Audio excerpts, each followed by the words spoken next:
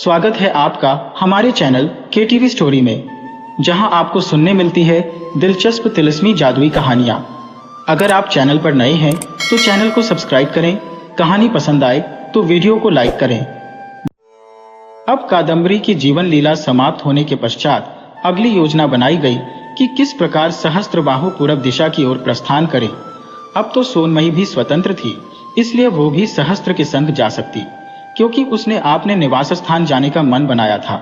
इसलिए अब सुकेतु वाली उससे कोई भी प्रश्न नहीं पूछ सकता था। योजना ये बनी कि सहस्त्रबाहु के संग उसकी सहायता हेतु ज्ञानश्रुति, वीर प्रताप, सोनमयी भी जाएंगे। सहस्त्रबाहु ने प्रतिरोध भी जताया, किंतु कोई भी नहीं माना।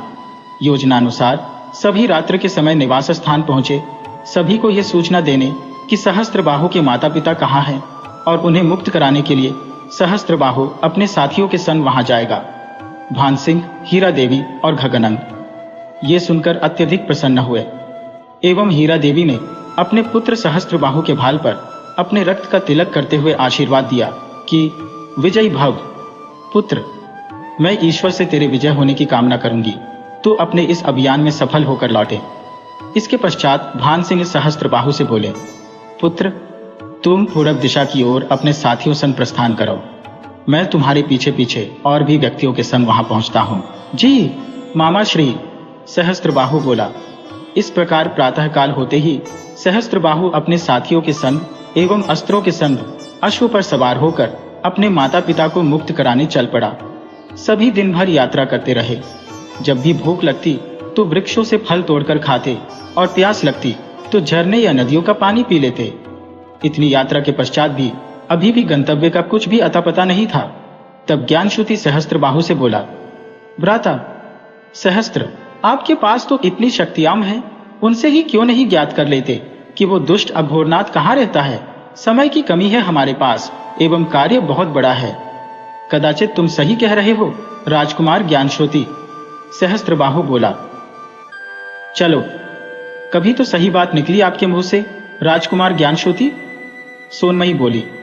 मैं तो सदैव सही होता हूं, बस आपकी दृष्टि में ही खोट है जो आप मुझे परख नहीं पाती। देवी सोनमयी, ज्ञानश्रुति बोला। हाँ, मान लिया मैंने कि आप सबसे बड़े ज्ञानी हैं, सोनमयी बोली। तभी तो मेरा नाम ज्ञानश्रुति है, ज्ञानश्रुति बोला। बस रहने दीजिए, आपके ज्ञान की प्रशंसा, जो कार्य आवश्यक है पहले उसे प्रारंभ करते हैं, वीर प्रताप बोला। हाँ, मैं तो यही कह रहा था, ज्ञानश्रुति बोला। इसके पश्चात एक अच्छा सा स्थान खोजकर सहस्त्रबाहु ध्यान मुद्रा में बैठा और अपनी शक्तियों को जागृत करने लगा। कुछ ही समय में उसने उस स्थान की दिशा और दशा दोनों ज्ञात कर ली। रात्रि होते होते सभी उस स्थान के समीप पहुंच गए, किंतु ये तय हुआ कि घने वन के बीच कंदरा के समीप वे प्रातः जाएंगे, क्योंकि बसंत सेना न जाने कितनी शक्तिशाली हो, अभी हमें ये ज्ञात नहीं है। रात्रि में न जाने कौन सा संकट मुंह फाड़े खड़ा हो, न जाने बसंत सेना कौन सा संकट खड़ा कर दे। ये सब सोचकर वह सभी वहीं पर एक छोटे से झरने के समीप किसी वृक्ष के तले विश्राम करने लगे। सभी दिन भर के थके थे, इसलिए गहरी निद्रा में लीन हो गए, परंतु ज्ञानश्रुति पहरा दे रहा था। अर्धरात्रि व्यतीत हो चुकी थी। तभी ज्ञानश्रुति को लगा कि जैसे उसे किसी ने पुकारा है। पुकार सुनकर वो इधर उधर देखने लगा, लेकिन उसे कोई भी न दिखा। तभी एकाएक उसके पैरों में एक रस्सी पड़ी और वो वृक्ष से उल्टा लटक गया। उल्टा लटकने के पश्चात ही उसने बचाओ बचाओ चिल्लाना प्रारंभ कर दिया। उसका उच्च स्वर सुनकर सभी जाग उठे, परंतु उनके जागते ही कुछ व्यक्तियों ने उन्हें बंदी बना लिया और उनमें से एक बोला, कौन हो तुम लौंग, और यहाँ कैसे पहुंचे? जी, हम यात्रा कर रहे थे, किंतु अब अपने मार्ग से भटक गए हैं। अत्यधिक थक चुके थे, इसलिए यहाँ विश्राम करने लगे, वीर प्रताप बोला। मुझे विश्वास नहीं, उनका मुखिया बोला। हम सत्य कह रहे हैं श्रीमान, सोनमयी बोली। तुम क्या युवती हो? मुखिया ने पूछा। जी हाँ, सोनमयी बोली। तो योद्धा की वेशभूषा में क्या कर रही हो? मुखिया ने पूछा। जी, वन्य जीवों से बचने हेतु ऐसा वेश धारण किया है, आपको कोई आपत्ति है क्या? सहस्त्रबाहु बोला। तुम कौन हो? मुखिया ने सहस्त्र से पूछा। जी, मैं इन सभी का अग्रज हूं, सहस्त्रबाहु बोला। सपरिवार कहाँ जा रहे थे? मुखिया ने पूछा। जी, अपने निवास स्थान लौट रहे थे, किंतु मार्ग भटक गए, सहस्त्रबाहु बोला। अब तुम सभी सत्य कह रहे हो या असत्य, इस समस्या का समाधान तो हमारी रानी करेगी। मुखिया बोला। कौन है आपकी रानी? सोनमयी ने पूछा। जी, इस वन की रानी बसंत सेना है। उनके आदेश के बिना कोई भी इस वन में प्रवेश नहीं कर सकता, परंतु तुम सभी वो अपराध कर चुके हो जिसका दंड तुम्हें अवश्य मिलना चाहिए। मुखिया बोला। किंतु ये तो हमारे संग अन्याय होगा, ये कोई अक्षम्य अपराध तो नहीं। सोनमयी बोली। अत्यधिक बोलती हो तुम सुंदरी, परिचय क्या है तुम्हारा? मुखिया ने पूछा। तुम्हारा तात्पर्य क्या है? घृणित मानव, सोनमयी चीखी। क्रोधित क्यों होती हो सुंदरी? जो सत्य है वही तो कहता हूं। मुखिया बोला। आप अपनी सीमाएं लांघ रहे हैं। ज्ञानश्रुति बोला। हमारी सीमाएं तो तुम सभी ने लांघी है। सर्वप्रथम तुम सभी को हमारी रानी के पास चलना होगा। तुम्हें क्या दंड मिलना चाहिए वह ही तय करेगी। मुखिया बोला। और फिर सभी अपने अपने अश्वों के संग बसंत सेना के समीप चल पड़े। इस घटना के कारणवश उन सभी को आपस में वार्तालाप का समय ही नहीं मिला। ये सब एकाएक हुआ था। उन्होंने सोचा ही नहीं कि इस प्रकार बसंत सेना से उनका मेल होगा। वे सभी विवश थे। एक दूसरे से कुछ भी बोलने ही तो आगे की योजना क्या होगी। बसंत सेना ने प्रश्न पूछे तो वे किस प्रकार उनका उत्तर देंगे।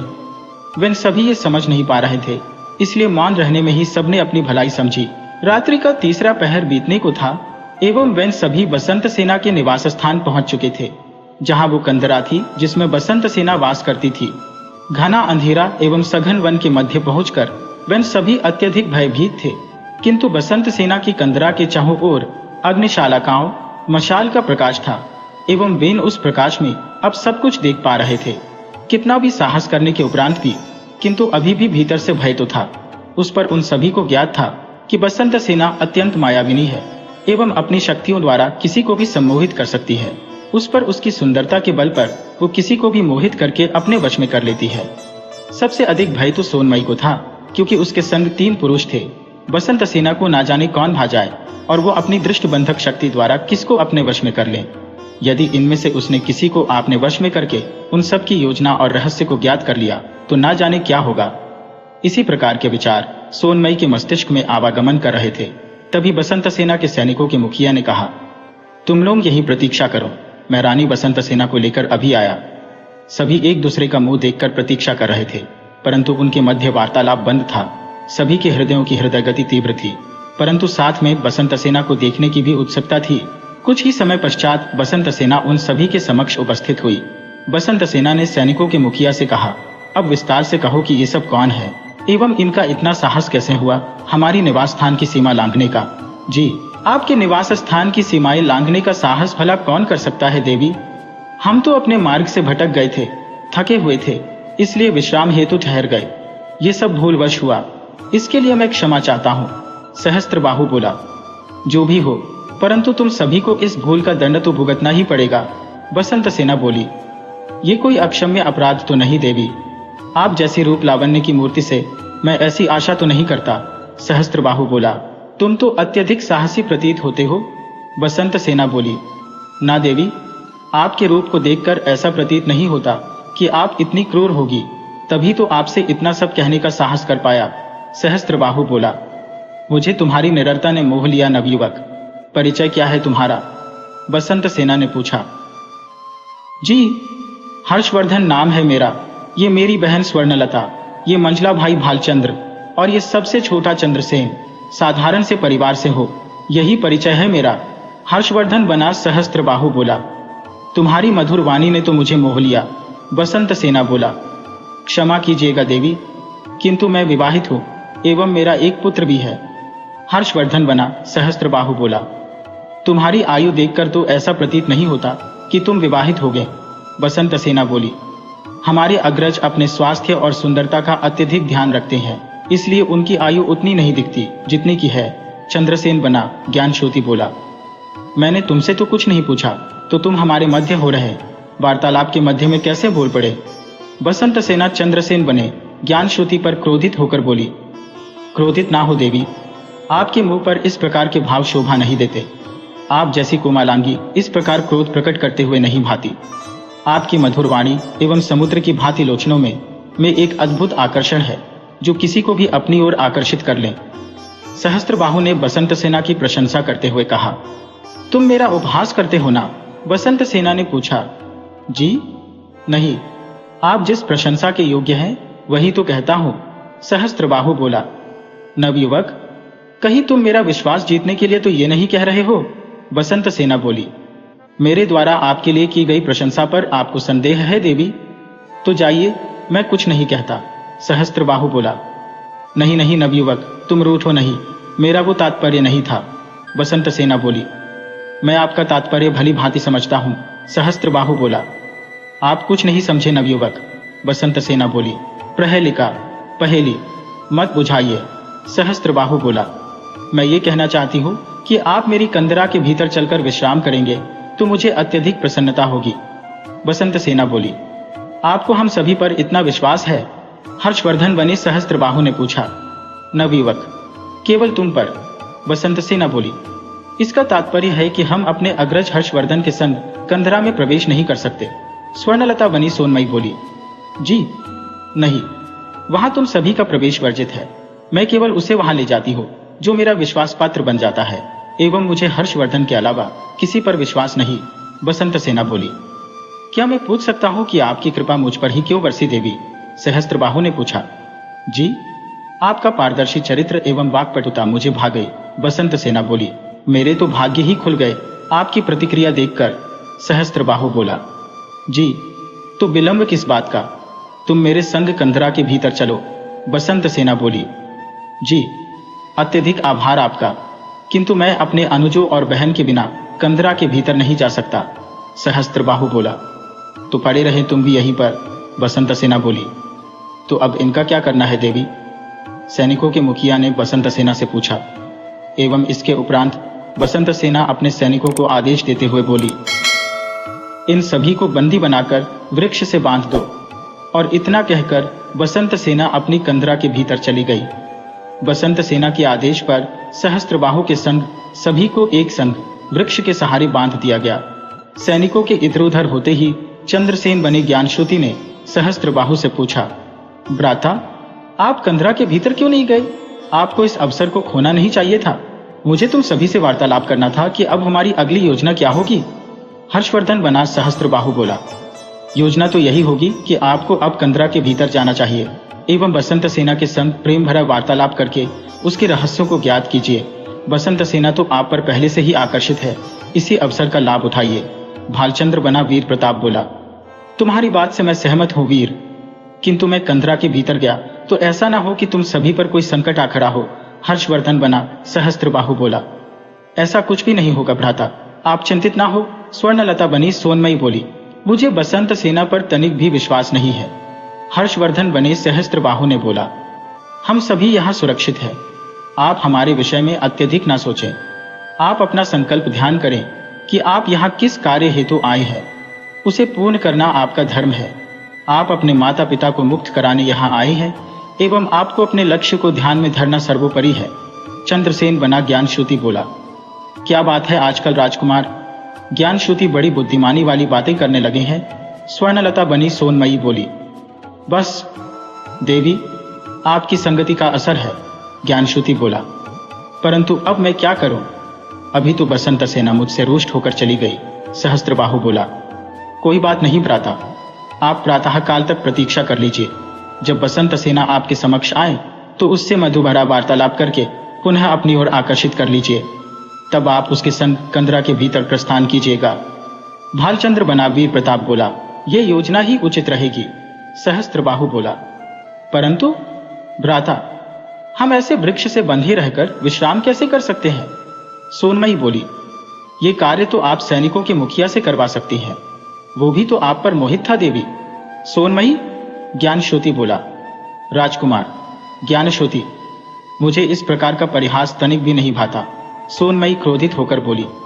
अरे सोनमयी, राजकुमार ज्ञानश्रुति पर क्रोधित मत हो, वह सही कह रहे हैं। इस कठिनाई के क्षणों में हमें चतुरता और साहस के साथ कार्य करना होगा, तभी हम सभी सफल होंगे, सहस्त्रबाहु बोला। छी छी, वो अभद्र सा दिखने वाला मुखिया, मुझे उससे मधुरतापूर्ण व्यवहार करना होगा, सोनमयी बोली। तब तो आपको बड़ी हंसी आती थी, जब मुझे कादम्बरी बनाकर सुकेतुबाली के समक्ष जाना होता था, कुछ उसी प्रकार का कार्य अब आपको भी करना होगा। देवी सोनमयी, ज्ञानश्रुति बोला। इतना घृणित कार्य मैं कैसे कर सकूंगी? सोनमयी बोली। जैसे मैं करता था उस दंभी के साथ, ज्ञानश्रुति बोला। ठीक है, इतना बल मत दीजिए कि आपने सुकेतुबाली को रिझाया था, सोनमयी बोली। मैं तो केवल आपको रिझाने का प्रकार बता रहा था, ज्ञानश्रुति बोला। मुझे आपसे कुछ भी ज्ञात करने की आवश्यकता नहीं है, मुझे ज्ञात है कि मुझे क्या करना होगा, सोनमयी बोली। तो अपना कार्य प्रारंभ कीजिए, ज्ञानश्रुति बोली। और सोनमयी ने झूठ मूठ का चिल्लाना शुरू कर दिया। बचाओ बचाओ, यहाँ इस वृक्ष की शाखा पर मैंने इतना बड़ा सर्प देखा। सोनमयी का उच्च स्वर सुनकर सभी सैनिक और मुखिया उस ओर भागे और उससे पूछा कि क्या हुआ। तब सोनमयी बोली, मैंने वृक्ष की शाखा पर सर्प देखा, जिसे देखकर मैं भयभीत हो गई। क्या करूं, एक युवती हूं ना। परंतु तुम सबके मुखिया मुझ दुखियारी का दर्द समझते ही नहीं। यदि मेरा दर्द समझते होते तो मुझे इस प्रकार वृक्ष से न बंधवाते। सोनमयी के ऐसे मधुर बोल सुनकर मुखिया के मुंह पर एक कुटिल मुस्कान आ गई एवं वो सोनमयी से बोला, नहीं स्वर्णलता, मैं तुम्हारा दुख समझता हूँ। अभी सैनिकों को आदेश देता हूँ कि वे तुम्हें वृक्ष से ना बांधे, केवल तुम पर दृष्टि रखें। परंतु मेरे भाइयों पर कोई संकट आ गया तो, इन्हें कुछ हो गया तो मैं अपने माता पिता को क्या उत्तर दूंगी। स्वर्णलता बनी सोनमयी बोली, मैं तुम्हारे भाइयों को भी मुक्त कर देता हूँ। तुम सभी वृक्ष के तले सरलता से लेटकर विश्राम करो, मुझे कोई आपत्ति नहीं। सैनिक तुम सभी पर केवल दृष्टि ही रखेंगे, अब बंदी नहीं बनाएंगे। मुखिया बोला, मरे आपका आभार किस प्रकार प्रकट करो, कुछ समझ नहीं आता। आपकी कृतज्ञता पाकर तो मैं धन्य ही हो गई। आप कितने महान हैं। स्वर्णलता बनी सोनमयी बोली। स्वर्णलता, ऐसा मत कहो, ये तो मेरा कर्तव्य है, एवं तुम सभी अपराधी तो नहीं हो, मार्ग ही तो भूले हो। तुम सभी को इस बात का इतना बड़ा दंड नहीं मिलना चाहिए। मुखिया बोला, आपका हृदय कितना विशाल है महानुभाव। स्वर्णलता बोली, तुम्हारी दृष्टि ही पारदर्शी है, मैं इतना महान कहाँ, जितना कि तुम समझ रही हो। मुखिया बोला, यदि आपका वार्तालाप समाप्त हो गया तो कृपया हम सभी को मुक्त कर दीजिए। ज्ञानश्रुति बोला, मैं तो ये भूल ही गया। मुखिया बोला।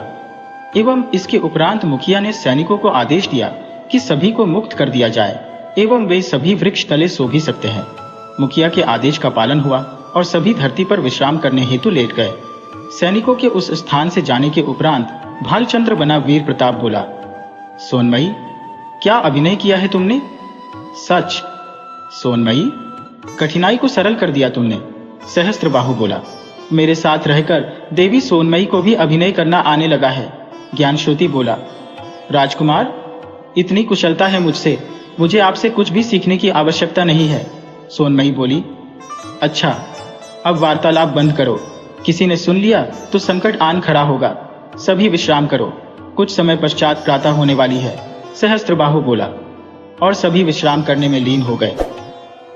प्रातः काल हुई, वृक्षों पर पंछियों का कलरव आरंभ हो चुका था एवं सूर्य भी अपनी लालिमा संपूर्ण जगत में प्रसारित कर रहा था।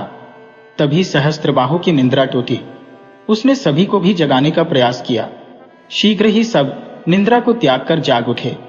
सभी आगे की योजना हेतु विचार विमर्श कर ही रहे थे कि तभी उन सभी के पास सैनिकों का मुखिया अखंड बली आ पहुंचा और बोला, रानी बसंत सेना का आदेश है कि हर्षवर्धन को शीघ्र ही उनके समक्ष प्रस्तुत किया जाए। परंतु किस कार्य हेतु? भालचंद्र बने वीर प्रताप ने पूछा। वो तो मुझे ज्ञात नहीं, अखंड बली बोला। ऐसे कैसे हम सभी अपने भ्राता को आपकी रानी के समक्ष भेज दें? स्वर्णलता बनी सोनमयी बोली। स्वर्णलता, चिंतित ना हो, भ्राता शीघ्र ही लौट आएंगे। चंद्रसेन बने। ज्ञानश्रुति ने कहा, मेरी प्रिय बहन स्वर्णलता, तुम मेरी इतनी चिंता क्यों करती हो? रानी बसंत सेना, एक सुंदर युवती ही तो है, कोई राक्षसी तो नहीं जो मेरा रक्त पीकर अपनी प्यास बुझाएंगी। वह तो अत्यंत ही सरल स्वभाव की प्रतीत होती ही है। ये भ्रम अपने मन से निकाल दो कि वह मुझे हानि पहुंचाएंगी। हर्षवर्धन बना। सहस्त्रबाहु बोला, अब क्या करूं भ्राता? मैं ठहरी कच्चे हृदय वाली युवती, इसलिए भय तो लगता ही है ना? मुखिया जी। स्वर्णलता बनी सोनमयी सैनिकों के मुखिया अखंड बली की ओर प्रेम भरी दृष्टि से देखते हुए बोली, जी देवी, आप तो सच में कोमल शरीर एवं कोमल हृदय वाली ही प्रतीत होती है। सैनिकों का मुखिया अखंड बली बोला, तभी तो मुझसे किसी का दुख देखा नहीं जाता। शीघ्र ही मेरे नयनों से अश्रुओं की जलधारा बह चलती है। स्वर्णलता बनी सोनमयी बोली। मैं आपके हृदय के भाव भली भांति समझ सकता हूँ देवी। मुखिया अखंड बली बोला। आप इनके संग हैं तो मुझे किसी बात का भय नहीं, मुझे आप पर पूर्ण विश्वास है। स्वर्णलता बनी सोनमयी मुखिया अखंड बली से बोली। इसका तात्पर्य है कि आपने मुझे इन्हीं रानी बसंत सेना के समक्ष उपस्थित करने की अनुमति प्रदान कर दी है। मुखिया अखंड बली बोला। जी, अनुमति है, केवल आप पर विश्वास है इसलिए। स्वर्णलत बनी सोनमयी बोली। जी, आपका अत्यधिक आभार देवी। मुखिया अखंड बली बोला। ऐसा कहकर मुझे लज्जित न करें, आभार तो आपका है जिन्होंने हमारी सहायता की। स्वर्णलता बनी सोनमयी बोली। जी, तो अब हमें जाना होगा, रानी प्रतीक्षा कर रही है। मुखिया अखंड बली बोला। जी जाइए, सोनमयी बोली। इसके उपरांत सहस्त्रबाहु मुखिया के संग कंदरा के भीतर चला गया। वहां पहुंचकर उसने देखा कि कंदरा के बीचों बीच आवरण रहित एक कृत्रिम सरोवर है जहां सुंदर सी वाटिका है। तभी सहस्त्रबाहु ने मन में सोचा, कदाचित ये वही मायावी वाटिका है। तभी सहस्त्रबाहु ने अपनी दृष्टि दौड़ाई तो उसे वहां एक कृत्रिम स्वर्ण वृक्ष दिखाई दिया जिस पर कई मयूर बैठे थे। सहस्त्रबाहु अपना ध्यान उस मयूर पर केंद्रित करना चाहता जिसमें बसंत सेना के प्राण बसते थे, किंतु बसंत सेना ने उसे टोकते हुए कहा, प्रिय हर्षवर्धन, तुम उस स्वर्ण वृक्ष की ओर ध्यान से क्या देख रहे हो? कुछ नहीं देवी, मैं बस ये देख कर रहा था कि स्वर्ण वृक्ष भी होते हैं इस धरती पर। हर्षवर्धन बना सहस्त्रबाहु बोला। हर्षवर्धन की बात सुनकर बसंत सेना हंस पड़ी और बोली, ये तो कृत्रिम है, मुझे अपनी वाटिका में एक स्वर्ण वृक्ष चाहिए था, सो बनवा लिया, किंतु ये मयूर जीवित है या ये भी कृत्रिम है? देवी बसंत सेना, सहस्त्रबाहु बने हर्षवर्धन ने पूछा। मयूर तो जीवित है, किंतु वे इसी वृक्ष पर रहते हैं, वे इस स्वर्ण वृक्ष को छोड़कर अन्य किसी वृक्ष पर नहीं जाते। बसंत सेना बोली। किंतु ऐसा क्यों? हर्षवर्धन ने पूछा। वो इसलिए कि मैंने इन्हें आदेश दिया है। बसंत सेना बोली। अत्यधिक आश्चर्य की बात है कि यह मयूर आपका आदेश मानते हैं। हर्षवर्धन बोला। हर्षवर्धन, तुम आज रात्रि यहाँ विश्राम करो, ये बिछौना तुम्हारे लिए है, तुम्हारी सुविधा की सभी वस्तुएं यहाँ उपस्थित है, तुम जब तक चाहो यहाँ रह सकते हो। बसंत सेना बोली। किंतु मेरे भाई बहन कहाँ रहेंगे? हर्षवर्धन ने पूछा। हर्षवर्धन, तुम चिंतित ना हो, मैंने उनके रहने की सुविधा भी करवा दी है। बसंत सेना बोली। अत्यधिक आभार आपका देवी। हर्षवर्धन बोला। एवं इधर हर्षवर्धन बसंत सेना के संग झूठे प्रेम का अभिनय करने लगा जिससे कि बसंत सेना को उस पर पूर्णतः विश्वास हो जाए और वो अपने इस कार्य में सफलता प्राप्त कर सके। इधर हर्षवर्धन बना सहस्त्रबाहु अपनी योजना को सफल करने में लगा हुआ था और उधर सुकेतु बाली को अपने अश्वशाला के दोनों सहयोगी रघुवीर एवं श्रवण पर संदेह हो रहा था कि वे दोनों अब तक राजमहल में उपस्थित क्यों ना हुए। माना कि सोनमयी तो अपने निवास स्थान गई है कादम्बरी के मृत्युलोक जाने का समाचार देने, किंतु ये दोनों कहाँ हैं? एवं इस बात को पूछने हेतु वो अपनी पुत्री नीलमणि के कक्ष में जा पहुंचा। तब नीलमणि बोली, वे दोनों भी सोनमयी के संग गए हैं। कादम्बरी की मृत्यु से सोनमयी अत्यधिक विक्षिप्त थी, वो स्वयं को संभाल ना पा रही थी, इसलिए वे भी उसके ही संग गए हैं। तुम सत्य कह रही हो ना नीलमणि? सुकेतु बाली ने पूछा। जी पिताश्री, यही सत्य है, नीलमणि बोली। अपने पिता के संग विश्वासघात मत करना, नहीं तो इसका फल अच्छा नहीं होगा। सुकेतु बाली बोला। मैं भला आपसे झूठ क्यों बोलूंगी? आप मेरे पिता हैं और सदैव से मैं आपकी छत्रछाया में पली बढ़ी हूँ। मैं और आपके साथ विश्वासघात, मैं ऐसा स्वप्न में भी सोच नहीं सकती, नीलमणि बोली। नीलमणि का ऐसा उत्तर पाकर सुकेतु बाली ने नीलमणि के कक्ष से प्रस्थान किया, किंतु नीलमणि इस बात से चिंतित हो उठी कि उसके पिता को कुछ संदेह तो अवश्य हो गया एवं वह शांत नहीं बैठेंगे। अपने गुप्तचरों द्वारा वह सहस्त्र भ्राता एवं वीर की खोज करवाकर ही मानेंगे, तभी उन्हें संतुष्टि मिलेगी। एवं उसके मन में विचार आया कि क्यों ना वो ये सूचना स्वयं ही उसके निवास स्थान कहकर आए। वो इसलिए वहां जाने हेतु रात्रि होने की प्रतीक्षा करने लगी। रात्रि होने पर उसने अपना वेश बदला एवं अपने कक्ष के झरोखे से बाहर निकलकर वो अश्वशाला पहुंची। वहां से उसने अपने अश्व को खोला और उस पर सवार होकर वो अपने गंतव्य को बढ़ चली। रात्रि की यात्रा के उपरांत वो प्रातःकाल होते होते उस स्थान पर जा पहुंची एवं उसने भानसिंह को सूचित किया कि उसके पिता सुकेतु बाली को सभी पर संदेह हो गया। यदि उन्हें कोई भी सूचना मिल गई होगी तो ऐसा ना हो कि सभी के प्राणों पर कोई संकट आ खड़ा हो। नीलमणि की बात सुनकर भान सिंह कुछ चिंतित से हुए और उससे बोले, राजकुमारी, अब आप हमारे संग ही रहिए। ऐसा ना हो आपके पिता को भी ये ज्ञात हो गया हो कि आप भी हमारी योजना में हमारे संग है, तो आपके पिता आप पर कहीं क्रोधित ना हो जाएं। जी, तो अब मैं क्या करूं? नीलमणि ने पूछा। आप हमारे संग ही रहें, आपको अपने राजमहल वापस लौटने की कोई आवश्यकता नहीं है। भान सिंह बोले। जी, जैसा आपका आदेश हो मैं वैसा ही करूंगी, नीलमणि बोली।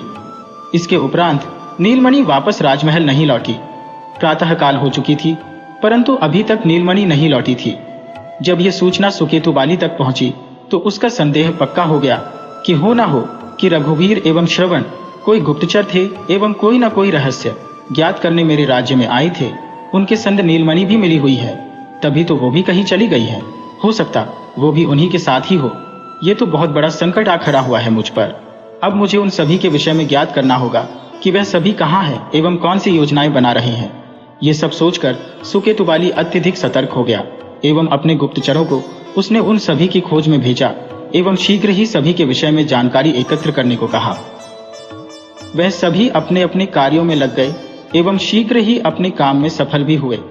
जब सुकेतु बाली को ज्ञात हुआ कि वह रघुवीर, श्रवण नहीं सहस्त्रबाहु एवं वीर प्रताप थे एवं संग में उनकी बहन थी, परंतु जो कादम्बरी थी वो कौन थी? ये सभी विचार सुकेतु बाली के मस्तिष्क में आवागमन कर रहे थे कि ये सहस्त्रबाहु और वीर प्रताप आखिर हैं कौन, जो मेरे राज्य में वेश बदल कर रह रहे थे। कहीं मेरे कोई शत्रु तो नहीं जो मुझसे प्रतिशोध लेने हेतु यहाँ मेरे रहस्यों को ज्ञात करने आए थे?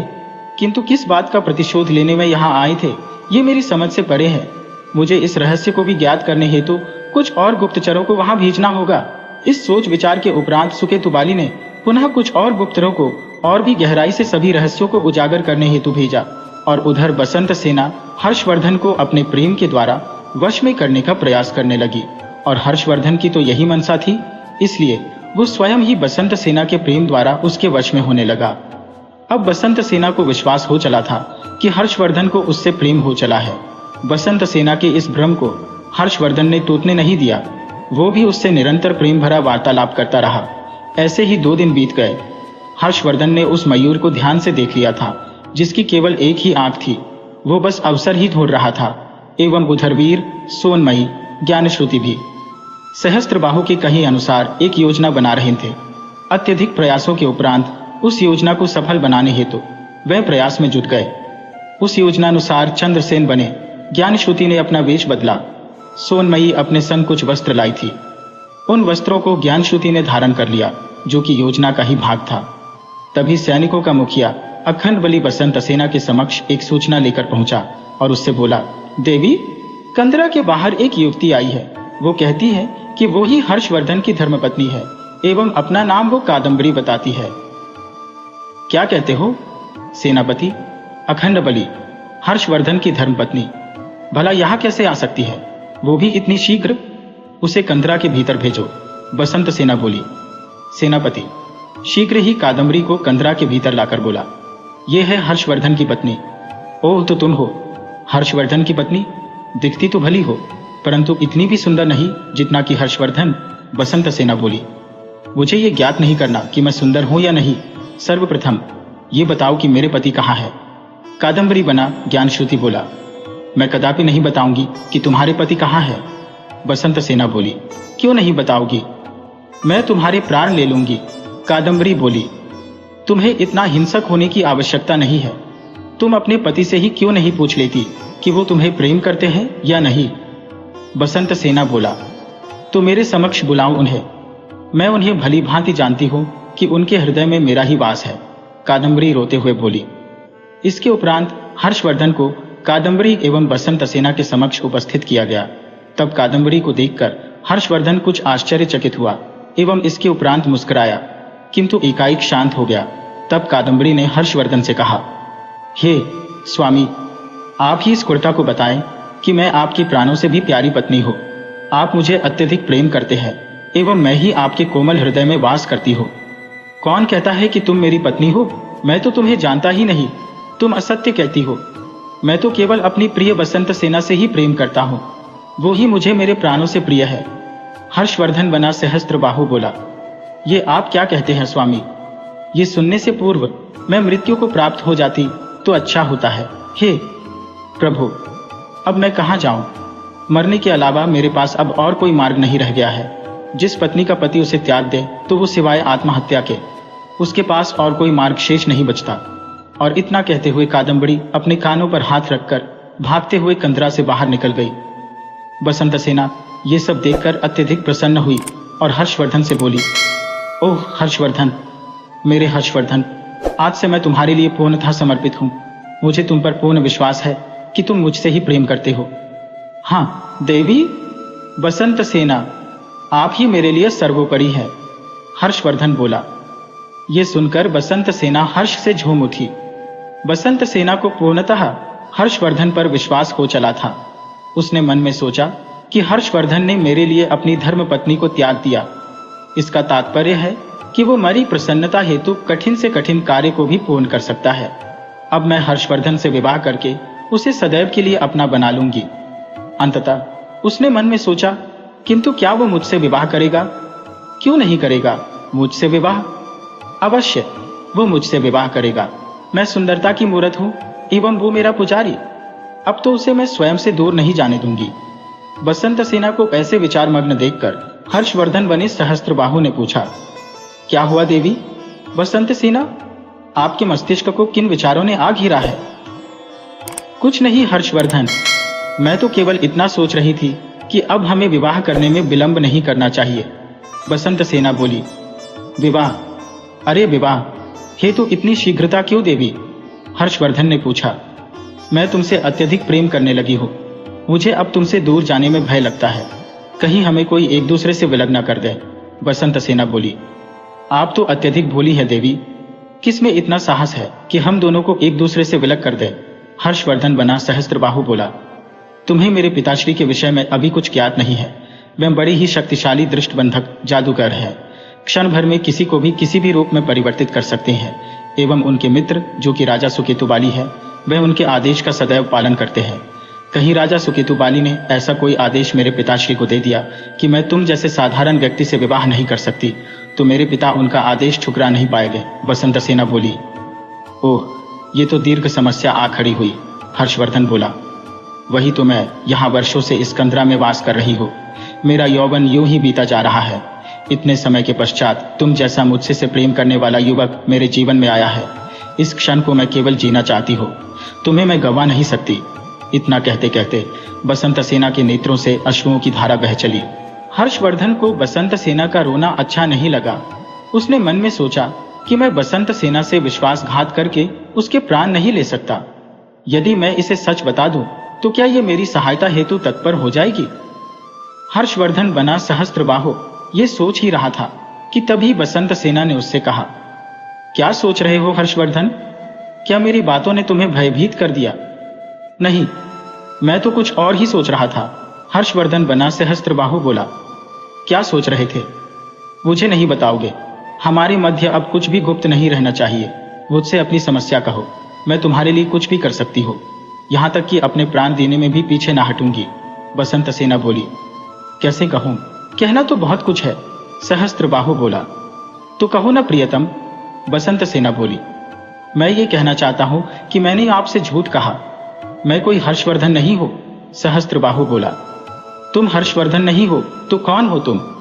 और यहाँ क्या करने आई थी? वह सब तुम्हारे साथ कौन है? बसंत सेना ने पूछा।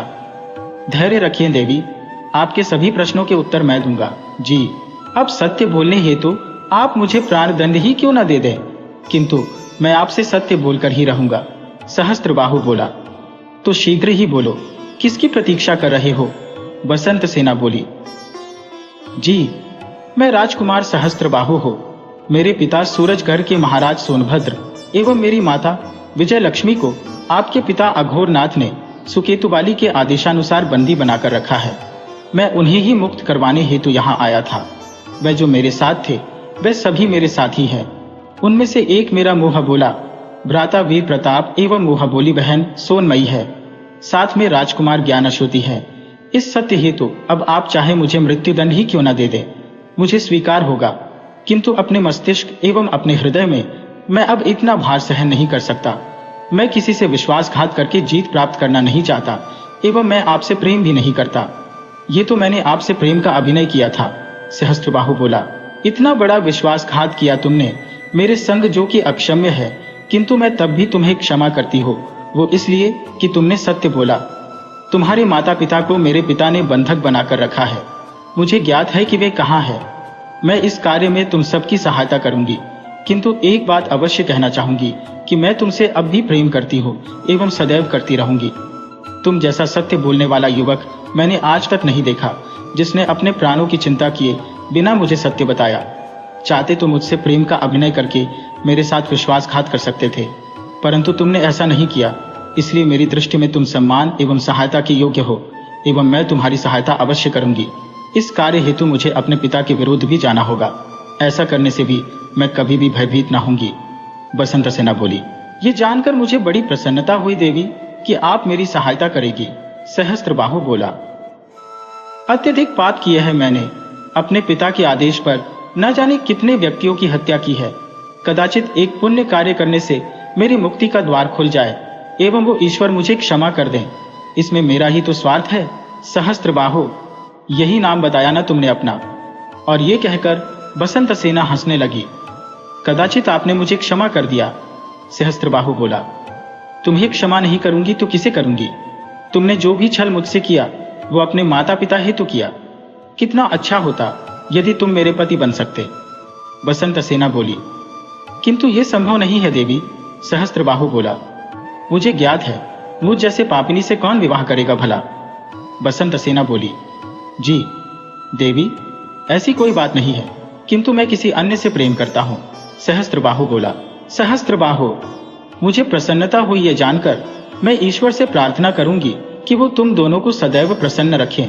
बसंत सेना बोली, जी, मैं शीघ्र से शीघ्र अपनी योजना को सफल बनाकर अपने माता पिता को मुक्त कराना चाहता हूँ। इतने वर्ष बीत गए, ना जाने वे दोनों किस दशा में हो गए। सहस्त्रबाहु बोला, तुम चिंता मत करो सहस्त्रबाहु, मैंने आश्वासन दिया है तो मैं अवश्य तुम्हारी सहायता करूंगी। बसंत सेना बोली, तो अब मैं ये सूचना अपनी बहन और भाई को दे सकता हूँ। सहस्त्रबाहु बोला, ये सूचना तुम अपने बहन भाइयों को अवश्य दो, किंतु ध्यान रहे ये सूचना सैनिकों के मुखिया अखंड बलि तक न पहुंचे, क्योंकि वो सुकेतु बाली एवं मेरे पिता का विश्वास पात्र सदस्य है। उसे कुछ भी ज्ञात हुआ ना तो हम सबके प्राणों पर संकट आ सकता है। तुम उन सबको सूचना तो दो, किंतु अखंड बलि को कुछ भी ऐसा प्रतीत नहीं होना चाहिए कि मैं तुम्हारी सहायता कर रही हो। बसंत सेना बोली, जी ऐसा ही होगा। तो क्या मैं अभी उन सबके निकट जा सकता हूँ? सहस्त्रबाहु ने पूछा। अभी नहीं, रात्रि होने पर जाना, नहीं तो अखंड बलि को संदेह हो सकता है। बसंत सेना बोली, जी देवी बसंत सेना, जैसा आप कहें। सहस्त्रबाहु बोला। रात्रि हुई। सहस्त्रबाहु अपने भाई बहन से मिलने कंधरा से बाहर आया एवं उसने सभी को बताया कि बसंत सेना भी अब उनकी इस योजना में उन सभी के संग है। अब सफलता हम सभी से अधिक दूर नहीं। शीघ्र ही मेरे माता पिता को मैं मुक्त करा सकता हूँ, किंतु भ्राता, बसंत सेना पर आप पूर्णतः विश्वास कैसे कर सकते हैं? हो सकता है वो भी आपसे छल कर रही हो। वीर प्रताप बोला। नहीं वीर, मैंने उसकी आंखों में स्वयं के लिए सच्चा प्रेम देखा है। वो मुझसे कभी भी विश्वासघात नहीं कर सकती। सहस्त्रबाहु बोला। तो अब अगली योजना क्या होगी? सोनमयी ने पूछा। वो तो अभी बनी नहीं, अगली योजना बनते ही शीघ्र सूचित करूंगा, क्योंकि अब मुझे कंदरा में वापस जाना होगा, नहीं तो अखंड बलि को मुझ पर संदेह हो जाएगा। वो सुकेतु बाली एवं अघोरनाथ का विश्वास पात्र है। सहस्त्रबाहु बोला। जी भ्राता, अब आप प्रस्थान करें। वीर प्रताप बोला। किंतु उन सबको यह ज्ञात नहीं था कि अखंड बलि उनके मध्य हो रहे वार्तालाप को सुन रहा है एवं अब अखंड बलि ने उनके मध्य हो रहे वार्तालाप को अघोरनाथ को बताने का सोचा।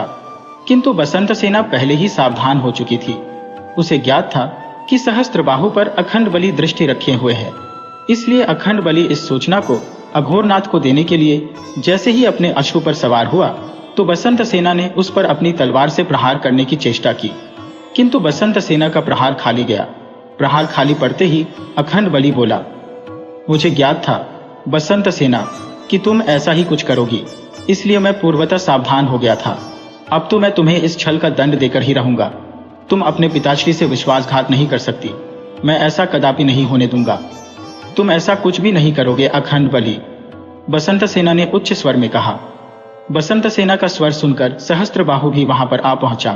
तब अखंड बलि ने अपने सभी सैनिकों को आदेश दिया कि वह शीघ्रता से सहस्त्रबाहु एवं उसके संगियों को बंदी बना ले एवं ये सूचना राजा सुकेतुबाली और अघोरनाथ तक पहुंचा आए। साथ में ये कहें कि अब बसंत सेना उनकी विश्वास पात्र नहीं रही। इसके पश्चात सभी को कंधरा के मध्य में स्थित कृत्रिम सरोवर के समीप स्थित कृत्रिम वाटिका में बंदी बना दिया गया। साथ में बसंत सेना को भी उस कृत्रिम स्वर्ण वृक्ष से बांध दिया गया जो कि वहीं पर था।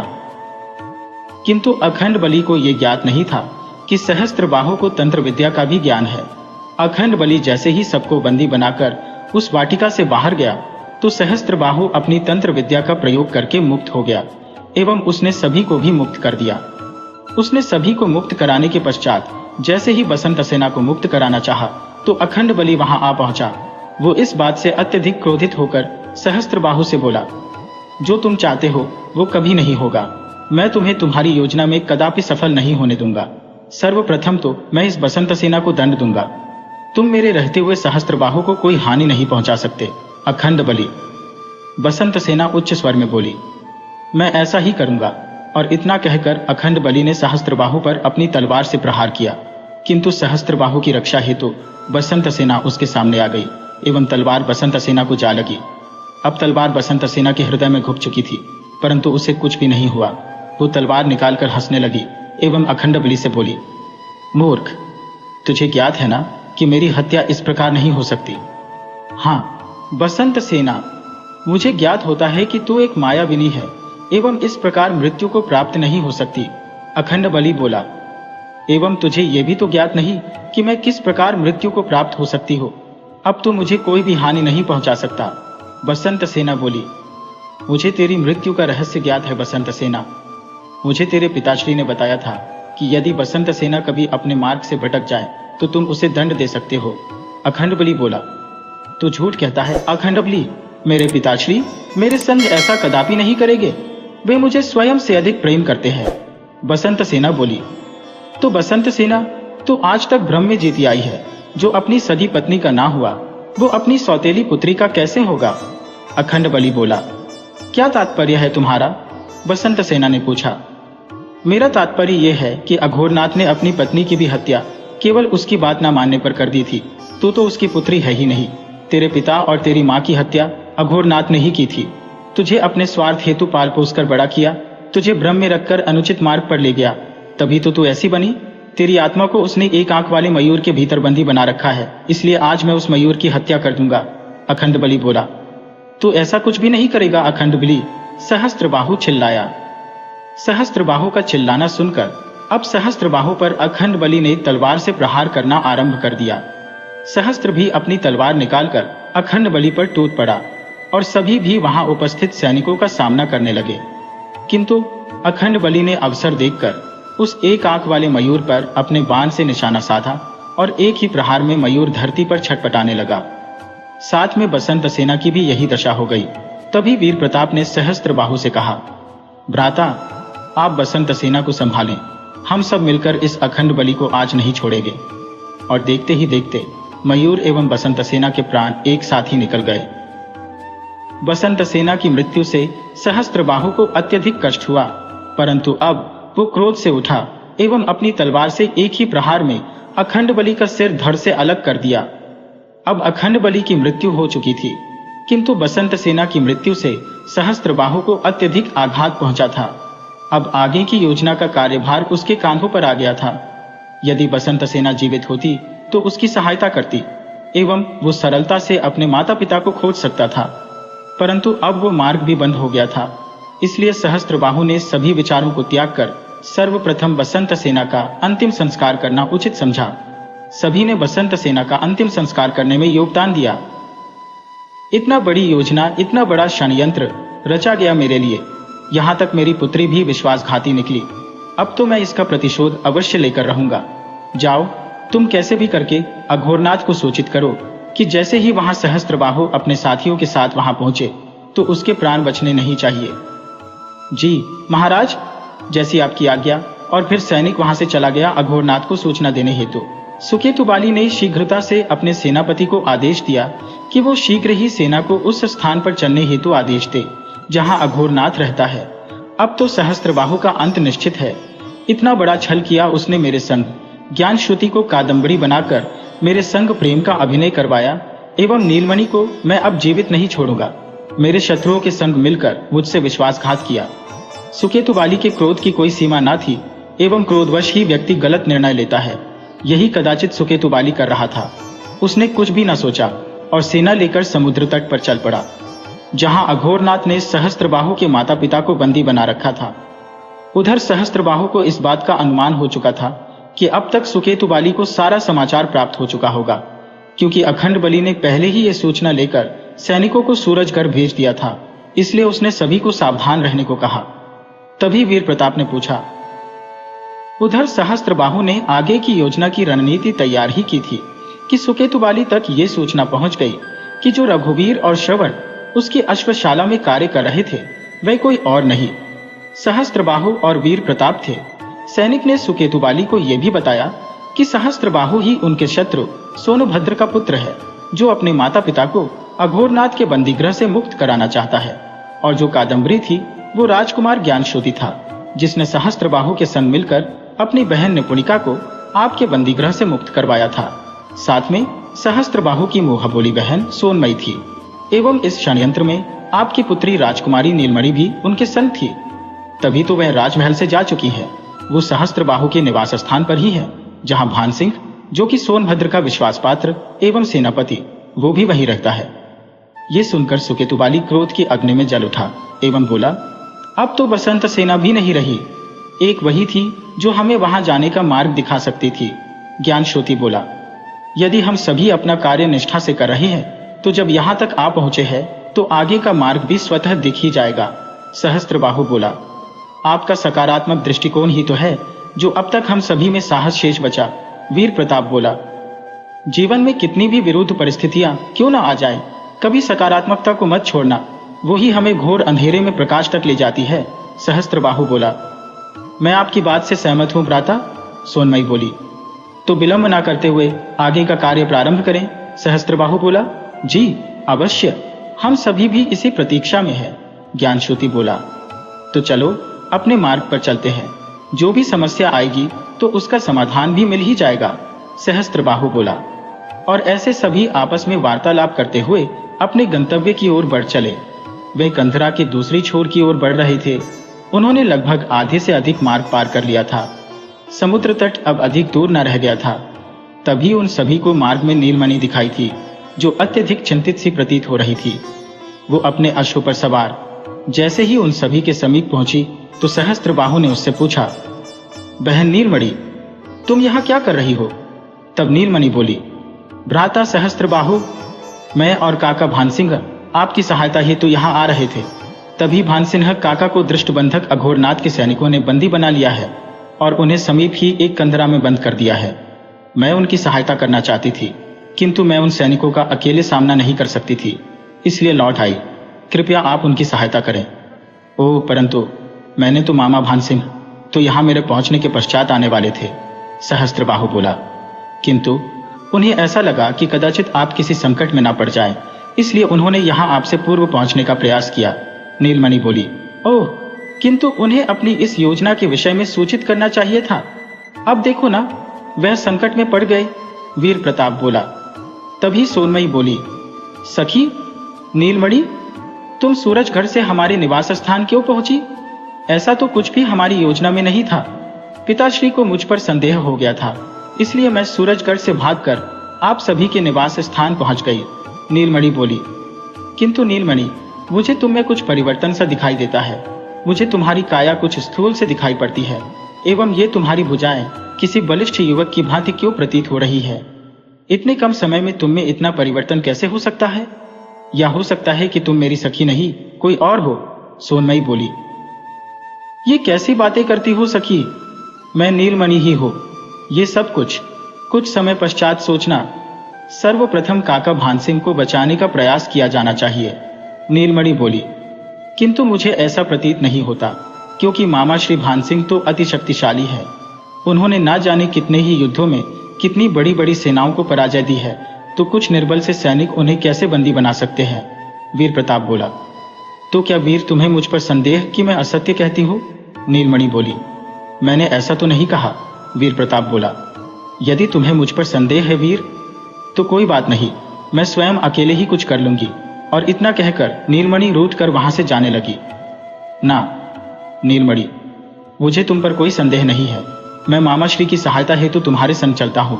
सहस्त्रबाहु बोला, तो ऐसा कीजिए भ्राता, आप अपनी शक्तियों द्वारा ये ज्ञात करने का प्रयास कीजिए कि मामा श्री किस अवस्था में है। सोनमयी बोली। ये सुनकर नीलमणि कुछ भयभीत होकर बोली, इतना समय नहीं है हम सभी के पास, ना जाने वे सैनिक उनकी क्या दशा कर रहे होंगे। नीलमणि, सत्य कह रही है सोनमयी, हमें अब और अधिक विलंब नहीं करना चाहिए। सहस्त्रबाहु बोला, तो चलिए सर्वप्रथम हम मामा भानसिंह को ही बचाते हैं। वीर प्रताप बोला।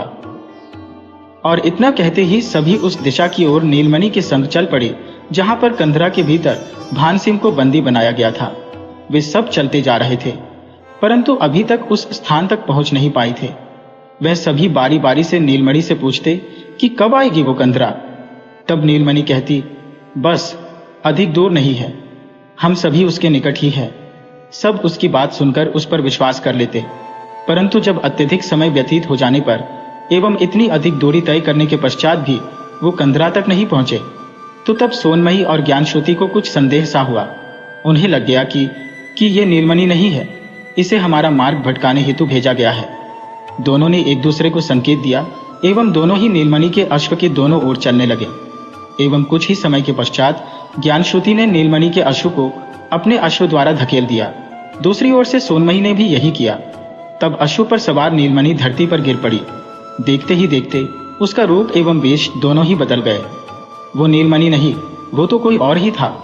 वो धरती से उठा और उसने ज्ञानश्रुति को अपने जादू द्वारा कुछ ही क्षण में बेड़ियों में जकड़ लिया एवं बोला, मैं नीलमणि नहीं, मैं दृष्टबंधक अघोरनाथ हूँ। जिस कार्य के लिए तुम सभी यहाँ आए हो वो कभी पूर्ण नहीं हो सकता, क्योंकि सहस्त्रबाहु तुम्हारे माता पिता को तुम कभी भी मुक्त नहीं करा सकोगे। ये तुम्हारी भूल है अघोरनाथ। मैं अपने माता पिता को मुक्त करवाकर ही रहूंगा। तुम्हारी और सुकेतु बाली की पराजय निश्चित है। सहस्त्रबाहु बोला, यदि तुमने कुछ भी ऐसा किया तो ये तुम्हारा मित्र है जो कि सुकेतु बाली का परम शत्रु है। ये जीवित नहीं रहेगा। मैं इसकी वो दशा करूंगा कि जीवन भर तुम स्वयं को क्षमा नहीं कर पाओगे एवं इस अपराध बोध से जीवन पर्यंत ग्रसित रहोगे कि यदि मैं अघोरनाथ की बात मान लेता तो मेरा मित्र आज जीवित रहता। अघोरनाथ बोला, तुम इसे मुक्त कर दो, तुम जो चाहोगे मैं वो करूंगा। सहस्त्रबाहु बोला, अब तुम सही दिशा में जा रहे हो, मैं जो कहता हूं तुम्हें वो करना होगा। मुझे तुम ऐसा वचन दो, तभी मैं इसे मुक्त करूंगा। अघोरनाथ बोला, मुझे तुम्हारी सभी बातें स्वीकार है, परंतु इसे मुक्त कर दो। सहस्त्रबाहु बोला, तो तुम मेरे समीप आओ। अघोरनाथ बोला, नहीं, सर्वप्रथम ज्ञानश्रुति को मुक्त करो एवं मुझे ये भी वचन दो कि मेरे अन्य साथियों को भी तुम मुक्त कर दोगे, उन्हें कोई भी हानि नहीं पहुंचाओगे। सहस्त्रबाहु बोला, बड़े बुद्धिमान हो तुम, मुझे स्वीकार है। वैसे भी तुम ही सुकेतु बाली के शत्रु हो, उसे एवं मुझे तुमसे ही संकट है। जाओ, मैं सभी को जाने देता हूँ। इनसे कहो कि ये सभी यहाँ से चले जाएं। अघोरनाथ ने ज्ञानश्रुति की बेड़ियों को अपने जादू द्वारा तोड़ते हुए कहा, जाओ तुम सभी जाओ। सहस्त्रबाहु ने सभी को आदेश देते हुए कहा, नहीं भ्राता, हम सभी आपको छोड़कर कैसे जा सकते हैं। ज्ञानश्रुति बोला, जाओ, ये मेरा आदेश है। सहस्त्रबाहु बोला, नहीं भ्राता, ज्ञानश्रुति एवं सोनमयी को जाने दीजिए, मैं आपके संग ही रहूंगा। वीर प्रताप बोला, मैंने कहा ना, तुम भी जाओ। सहस्त्रबाहु बोला, परंतु भ्राता, मैं आपको ऐसी स्थिति में छोड़कर कैसे जा सकता हूं, मेरा जी नहीं मानता। वीर प्रताप बोला, तुम्हें मेरे प्राणों की सौगंध, तुम्हें जाना ही होगा। सहस्त्रबाहु बोला। अब सहस्त्रबाहु की दी गई सौगंध को वीर प्रताप अस्वीकार ना कर सका एवं वो वहां से ज्ञानश्रुति एवं सोनमयी के संग लौट गया। इधर अघोरनाथ ने सहस्त्रबाहु को बेड़ियों में जकड़कर एक वृक्ष से बांध दिया तथा उसके चारों ओर एक जादुई वृत्त भी खींच दिया एवं वहां से जाते हुए सहस्त्रबाहु से कहता गया, कि यदि तुमने इस वृत्त को लांघने का प्रयत्न किया तो तुम भस्म हो जाओगे। किंतु अघोरनाथ यहीं पर भूल कर बैठा। वो ये ज्ञात होते हुए भी ये भूल गया कि सहस्त्रबाहु को तंत्र विद्या में भी ज्ञान प्राप्त है। अघोरनाथ के जाते ही सहस्त्रबाहु ने ध्यान लगाया एवं उन बेड़ियों को अपनी तंत्र विद्या द्वारा तोड़ दिया, जिससे वो मुक्त हो गया। इसके पश्चात उसने धरती पर बैठकर दोबारा ध्यान लगाया, कुछ मंत्रों का जाप किया। देखते ही देखते वो वृत्ताकार रेखा स्वतः मिट गई। अब सहस्त्रबाहु मुक्त हो चुका था। वो वहीं खड़े अपने विश्वासी अश्व पर सवार होकर अपने साथियों की खोज में निकल पड़ा। किंतु सहस्त्रबाहु को ये ज्ञात नहीं था कि अघोरनाथ ने उसके संग विश्वासघात किया था। सहस्त्रबाहु को बंधक बनाने के उपरांत अघोरनाथ ने वीर प्रताप, ज्ञानश्योति एवं सोनमयी को खोज निकाला तथा उन्हें उनके छोटे रूप में परिवर्तित करके एक पिंजरे में बंधक बनाकर अपने संग लेकर चला गया। सहस्त्रबाहु को जब अत्यधिक खोजने पर उसके साथी नहीं मिले तो उसने ध्यान लगाकर उन्हें खोजना चाहा। तब उसने देखा कि उसे दृष्टिबंधक अघोरनाथ उन सभी को छोटे रूप में परिवर्तित करके पिंजरे में बंधक बनाकर समुद्र तट की ओर लेकर जा रहा है। उसने शीघ्रता से अपने अश्व को उस दिशा की ओर दौड़ाया। कुछ समय पश्चात ही अघोरनाथ उन सभी को लेकर समुद्र तट की ओर पहुंच गया। वहां स्तंभों से बना एक स्थान था जहां अघोरनाथ के सैनिक पहरा दे रहे थे। उसने उस पिंजरे को एक स्तंभ पर टांग दिया तथा सैनिकों को सावधान करके समुद्र के भीतर चला गया। अघोरनाथ को जब कुछ संकट सा दिखाई पड़ता था तो वो जल महल के बाहर नहीं निकलता था। वो अपने जल महल के बाहर अत्यधिक आवश्यकता पड़ने पर ही आता था, क्योंकि उसे ज्ञात था कि यदि वो जल महल के संग समुद्र के बाहर आया तो उसका अंत निश्चित है। वो अपने किसी भी मित्र या शत्रु को उस जल महल के भीतर भी नहीं ले जाता था, किंतु सायंकाल वो जल महल के संग बाहर निकलता था। ये उसके लिए आवश्यक था, ये करना उसकी व्यवस्था थी, क्योंकि यदि वो ऐसा नहीं करेगा तो उसका जल महल स्वतः ही समुद्र के जल के संग घुलकर मिट्टी में परिवर्तित हो जाएगा। इसलिए वो उसे केवल सायंकाल ही बाहर ला सकता था। चूंकि वो जल महल जादुई एवं कृत्रिम था, इसलिए सूर्य का प्रकाश उस जल महल के लिए हानिकारक था। ये बात बसंतसेना ने अपनी मृत्यु के समय सहस्त्रबाहु को बताई थी। ये बातें सहस्त्र के साथ साथ वीर प्रताप, ज्ञानश्योति एवं सोनमयी को भी ज्ञात थी।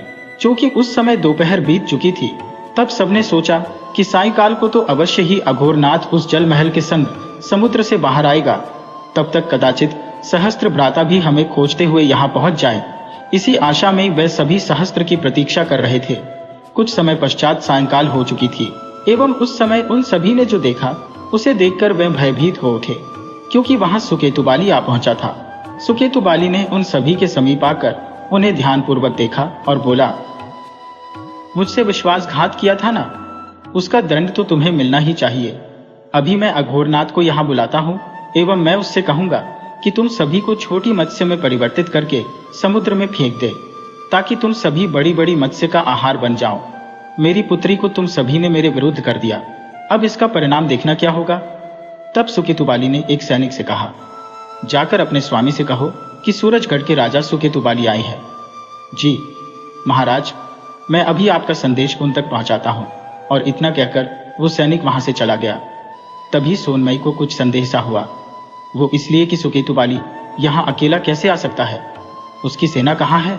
उसे अपनी मृत्यु का तनिक भी भय नहीं है, परंतु वो उस समय कुछ बोल न सकी।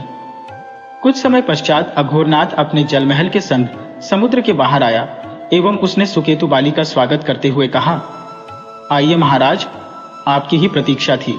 इन सभी को क्या दंड देना है, ये आप ही निश्चित करें। उस सहस्त्रबाहु को भी मैं बंधक बना आया हूँ। इन सब के उपरांत उसकी ही बारी है। इसके पश्चात आप पुनः सूरजगढ़ के राज सिंहासन के अधिकारी बन जाएंगे। वो मुझे ज्ञात था अघोरनाथ कि तुम्हारे रहते हुए मैं कभी भी पराजित नहीं हो सकता। सुकेतुबाली बोला, परंतु आप अकेले ही आई है, आपकी सेना कहाँ है? अघोरनाथ ने पूछा। है, सेना भी है, वो पीछे वृक्षों के तले विश्राम कर रही है, एक आदेश पर यहाँ आ जाएगी। सुकेतुबाली बोला, तब तक मैं जलमहल के भीतर से आपके शत्रुओं को लेकर आता हूँ, राजा सोनभद्र एवं रानी विजयलक्ष्मी। तनिक उनके भी दर्शन कर लीजिए एवं उन्हें भी ये शुभ समाचार दे दीजिए। सुकेतुबाली बोला, अवश्य अघोरनाथ, उनके अश्रु देखकर मेरे कलेजे को ठंडक मिलेगी। सुकेतुबाली बोला। तब अघोरनाथ जलमहल के भीतर गया एवं पिंजरे में बंधक तोता बने सोनभद्र और मैना बनी विजयलक्ष्मी को बाहर ले आया।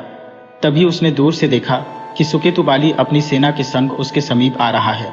उसे कुछ समझ नहीं आया तो उसने अपने समीप खड़े सुकेतु बाली से पूछा, कौन हो तुम? क्योंकि सुकेतु बाली तो वो आ रहा है अपनी सेना के संग। तो जब तुम्हें सब कुछ ज्ञात ही हो चुका है तो मैं बता देता हूं कि मैं सहस्त्रबाहु हूं। और इतना कहकर सहस्त्रबाहु अपने पूर्व रूप में आ गया, जो कि उसने अपनी तंत्र विद्या द्वारा धारण किया था। उसने अघोरनाथ के हाथ से पिंजरा छीना और भागने लगा। उसे भागता देखकर अघोरनाथ बोला, तू मुझसे भागकर कहीं नहीं जा सकता। तब तक सुकेतु बाली भी अघोरनाथ के समीप आ चुका था और उसने अघोरनाथ से पूछा, ये अब तक जीवित है? एवं अपने सैनिकों को आदेश देते हुए बोला, सैनिकों, इसे बंदी बना लो। तब तक सहस्त्रबाहु अपने साथियों को मुक्त कर चुका था। उनका पिंजरा टूटा तो वे सभी अपने पूर्व रूप में आ गए। अब सहस्त्रबाहु अकेला न था, किंतु जब सुकेतु बाली ने अपने सैनिकों को आदेश दिया कि सहस्त्रबाहु पर आक्रमण करो तो सैनिकों ने कोई भी प्रतिक्रिया नहीं दी। तो सुकेतु बाली एवं अघोरनाथ आश्चर्य में पड़ गए। तब सैनिकों के सेनापति ने आगे आकर अपने मुंह कवच को निकाला तो उन्हें देखकर सुकेतु बाली सन्न रह गया, क्योंकि वो कोई और नहीं भानसिंह थे, जो सहस्त्रबाहु की रक्षा हेतु सुकेतु बाली की सेना का संचालन कर रहे थे। वे सूरजगढ़ के राजमहल के पुराने व्यक्तियों से परिचित थे, इसलिए उन सभी को सरलता के साथ अपने संग सम्मिलित कर लिया। वे सभी भी सुकेतु बाली को पसंद नहीं करते थे। इसी बात का लाभ भानसिंह ने उठाया और सभी सैनिक उसके विरुद्ध होकर भानसिंह के साथ हो गए। सुकेतु बाली भानसिंह पर क्रोधित हो उठा एवं उसने अपनी तलवार द्वारा उस पर प्रहार करना चाहा, परंतु भानसिंह ने सुकेतु बाली के उस प्रहार का ऐसा उत्तर दिया कि सुकेतु बाली भानसिंह के एक ही प्रहार से धरती की धूल चाटने लगा।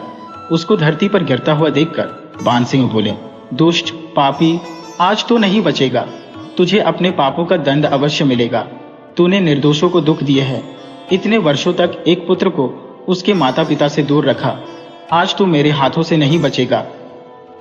ये कदापि संभव नहीं, मैं इनकी रक्षा करूंगा। और इतना कहते ही अघोरनाथ ने सुकेतु बाली पर एक पारदर्शी सुरक्षा कवच बना दिया। अब भानसिंह ने सुकेतु बाली पर प्रहार किया तो वे असफल रहे। अब इस समस्या का समाधान करने हेतु सहस्त्रबाहु आगे आया और उसने शीघ्रतापूर्वक धरती पर बैठकर समाधि लगाकर कुछ मंत्रों का उच्चारण करना प्रारंभ कर दिया। कुछ ही समय में सुकेतु बाली का सुरक्षा कवच लुप्त हो गया। तभी वीर प्रताप सहस्त्रबाहु से बोला, भ्राता, सायकाल बीतता जा रहा है, जल महल भी समुद्र तट पर है। सर्वप्रथम हमें अघोरनाथ को मृत्यु तक पहुंचाना होगा, नहीं तो आपके माता पिता अपने पूर्व रूप में नहीं लौट सकेंगे। सहस्त्रबाहु ने देखा तो सायंकाल सच में बीतता जा रहा था, इसलिए सर्वप्रथम उसने अघोरनाथ को समाप्त करने का सोचा। इसलिए उसने बसंत सेना की कही हुई बात पर ध्यान केंद्रित किया और वीर प्रताप से बोला, वीर, मुझे इस कार्य में तुम्हारी सहायता चाहिए। वीर बोला, भ्राता, आप इस कार्य में मामा भानसिंह की सहायता लें, वे एक अच्छे धनुर्धर है। मैं तब तक सुकेतु बाली एवं अघोरनाथ का ध्यान आप पर से हटाने का प्रयास करता हूँ। ये अच्छा सुझाव है। और इतना कहकर सहस्त्रबाहु भानसिंह के पास सहायता हेतु गया। भानसिंह सहस्त्र की बात सुनकर बोले, चलो मुझे दिखाऊं वो उल्लू कहाँ बैठा है। सहस्त्र और भानसिंह जलमहल के समीप पहुंचे और उन्होंने अपने अपने धनुष पर बाण चढ़ाकर उल्लू की दोनों आंखों पर एक साथ बाण चलाया। दोनों बाण एक साथ ही उल्लू की दोनों आंखों में जा लगे। देखते ही देखते जलमहल रेत में परिवर्तित हो गया। साथ में तोता बने सोनभद्र और मैना बनी रानी विजय लक्ष्मी अपने पूर्व रूप में वापस लौट आई। अघोरनाथ भी भस्म बनकर वायु के साथ उड़ गया। उन्हें देखकर भानसिंह बोला, महाराज और महारानी, आप ठीक तो है ना? मुझे क्षमा करें जो आप दोनों को खोजने में इतना विलंब हुआ। ये रहा आपका पुत्र सहस्त्रबाहु। सहस्त्रबाहु को देखते ही माता पिता दोनों की आंखों से अश्रुधारा बह चली। सहस्त्रबाहु ने दोनों की चरण स्पर्श किए। दोनों ने सहस्त्र को अपने कलेजे से लगा लिया। तभी अवसर देखकर सुकेतु बाली सहस्त्र की ओर अपनी तलवार लेकर लपका, परंतु भानसिंह ने देखते ही देखते सुकेतु बाली का सिर धड़ से अलग कर दिया और बोला, मेरे रहते हुए तुम सहस्त्रबाहु का कुछ नहीं बिगाड़ सकते। मेरा प्रतिशोध वर्षों से शेष था, जो अब पूर्ण हुआ। इस प्रकार सुकेतु बाली और अघोरनाथ का नाश हुआ। इसके पश्चात सभी सूरजगढ़ लौटे। सहस्त्रबाहु ने अपने पालक पिता गगनन एवं पालक माता हीरा देवी को भी सूरजगढ़ बुला लिया। वीर प्रताप और सोनमयी के माता पिता एवं वन में रहने वाले संपूर्ण परिवारों को भी सूरजगढ़ बुलाया गया। सहस्त्रबाहु का राज्याभिषेक हुआ। वो अपने राज्य के राज सिंहासन पर विराजमान हुआ। कुछ समय पश्चात सहस्त्रबाहु का विवाह ज्ञानश्रुति की बहन निपुणिका से हो गया। वीर प्रताप का विवाह सुकेतु बाली की पुत्री नीलमणि से एवं सोनमयी का विवाह ज्ञानश्रुति से हो गया और सभी राजी खुशी रहने लगे।